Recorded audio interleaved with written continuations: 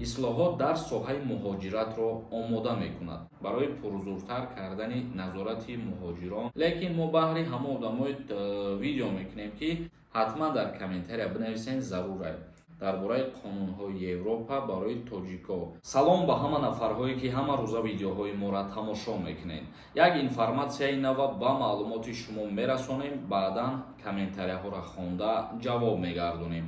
Хоб, дар ҳамин ҷа қайд кардан мегзарам, фаромӯш накунед. Дар комментарияи ҳамин видео як номери WhatsApp закрепит кардагиай. Дар ҳамон WhatsApp бидурен салом бинависонед, информатсияи пурра барои шумо мерава. Бародарои азиз, вақте ки салом нависонден, текст миёятон, ҳатман дастгирӣ кунед, падешка кунед, чота падешкатон гарен истасай. Бидурен нишон битен дастгирида. Хоб, мавзӯи асосии имрӯзаро шурӯъ мекунем.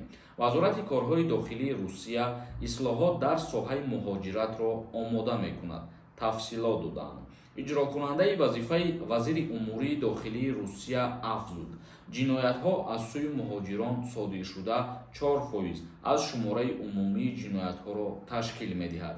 Вазорати корҳои дохилии Федератсияи Русия ислоҳот дар соҳаи муҳоҷиратро омода мекунад. Дар ин бора иҷрокунандаи вазифаи вазири корҳои дохилии Русия Владимир изҳори назар кардааст. Чхеле ки медонем, ҳар тағйироту иловаҳое ки шидесай, мо сари вақт ба манфиати шумо тез видео кардесем. Бародарони азиз, ҳамин меҳнатҳои моро камтара қадр кунед ва шуморо дастгиритона хубтар кунем бародарон. Ва гуфта мешавад ки ислоҳот барои танзими муҳоҷирати меҳнатӣ ва пурзур кардани назорат аз болои муҳоҷирон омода карда мешавад. Дар ин бора чхеле ки гуфтем, вазорати корҳои дохилии Русия як ислоҳоти нав, тағйироту иловаҳо ворид мекунанд барои пурзуртар кардани назорати муҳоҷирон дар соҳаи корӣ. Айни ҳол гуфта мешавад ки тамоми ҷонибҳое ки мушкилоти муҳоҷирон мебошад ҳал карда мешавад. Ва гуфта мешавад ки ҳозир аз гуна рейдҳое ки дар Федератсияи Русия оиди муҳоҷирони корӣ дида мешавад ва дар аэропортҳо ё ки дар границаҳо умуман вазъият камтарак аз пештара дидан, ҳозир бигем вазминтарай барои кору фаъолият кардани шаҳрвандони ҷумҳурии Тоҷикистон дар Федератсияи Русия.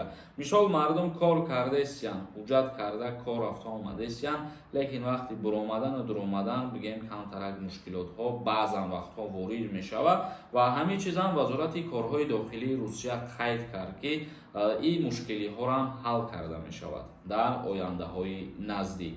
Хоб, тамошобинони азиз ва гиромиқадр, ин бад як тафсилоти ислоҳоти нави вазорати корҳои дохилии Русия барои муҳоҷирони корӣ дар Федератсияи Русия.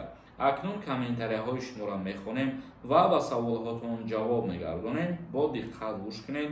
Агар нафарҳое ки бихоҳед фаҳмидан шуморо аз Россия запрет кардагӣ ҳастанд ё ин ки не, дар ҳамин вазъияте ки ҳозир хитон дидестен, бисёри нафарҳоро имкони запрет карданшон зиёдтар аст. Дар ин ҳамин WhatsApp як бор бинависонед ва паспортҳои худтонро проверка кунед ки запрет навоез дорен ё ин ки не. Як кас нависонда ассалому алайкум дода.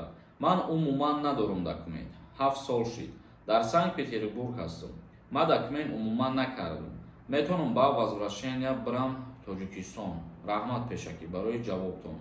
Ба возвращениярам омаданат ва бе ҳамун ҳуҷҷатам омаданаш ҳардаш бигем 2.15 1 чунки аллакай 7 сол шуда худат беҳуҷҷат гаштеси бародар.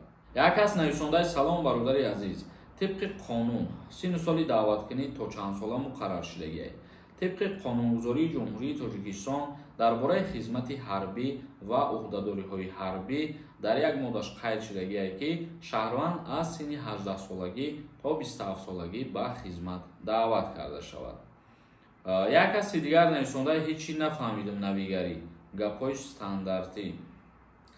баъзан нафарҳое ҳастае ки ғайри канали мо мумкин дигар каналҳоро тамошо мекунанд ва ба ҳамин хотир видеоҳои мо дар назари баъзеи шумо навгонӣ наметавад.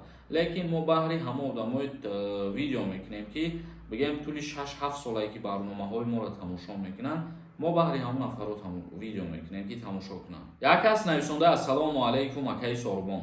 Аз Тоҷикистон омадан ма 3 моҳ мешавад. Ма работа нависам, лекин имконият надоштам, патент накардам. Ман Тоҷикистон равам, депортировать мекунанд ё не? Пешакӣ раҳмат. бародарои азиз, вақте ки шумо ба ҷумҳурии Тоҷикистон омаданӣ мешен, дар ҳолате ки ҳуҷҷат надорен, таможни контрол вобастагии бисёр дорад. Агар ки напирсанд, не мушкилӣ намешавад. Як кас нависондаи салом ака, посредникҳои мошенника куҷода шикоят кунем, ҷазошон буданд. Ба ҳамин хотир ман аввалан дар ҳамаи видеоҳом ба шумо мегӯям ки ҳар кореро карданӣ мешен ба ақли худтон кор кунед. Худованд ҳамаи мо шуморо ақл дода ва ӯро хуб истифода кардан дар кор. Ва боз дар мавзӯи документатсиям доим хотиррасонтон мекунем ки бо тариқи посредник накунед, чунки чизе ки қонунӣ худат мерай мекунӣ ӯ дигарай ва чизе ки чанд даст мегзара аллакай ӯ сомненияш зиёдтарай. Як кас нависонда ассалому алайкум гӯяд ки пулҳои ипотекара бардоштанд. Дар мавзӯи гирифтани материнский капитал пулша зиёд кардаян, ман фаромӯш кардам ки дар ин бора видео кунам, яъне тағйироту иловаҳо ворид шид.